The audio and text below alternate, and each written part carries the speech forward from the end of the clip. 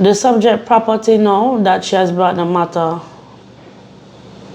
the subject matter that is in dispute will require her to take the matter further to court for fraud.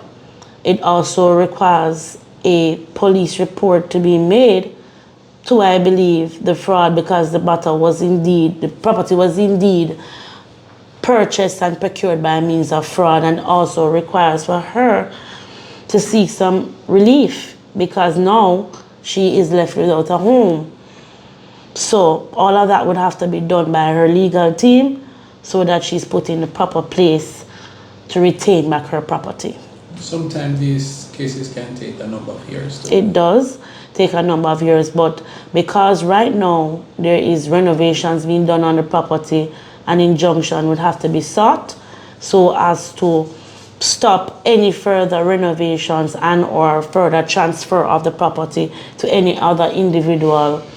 So that is something that will have to be done immediately. So as a lawyer, you'll be doing that? Of course. You'll be doing that? Yes. Definitely. Do you think that should be in possession of the weight of her evidence is very strong because this individual has her receipts. She has a lot of documentation to show that she has been in possession. She even have pictures of her aligned to the property. Persons in the community know her to be there from as far as 1994. So it is indeed a very strong case, and I believe that with the proper support she will be okay.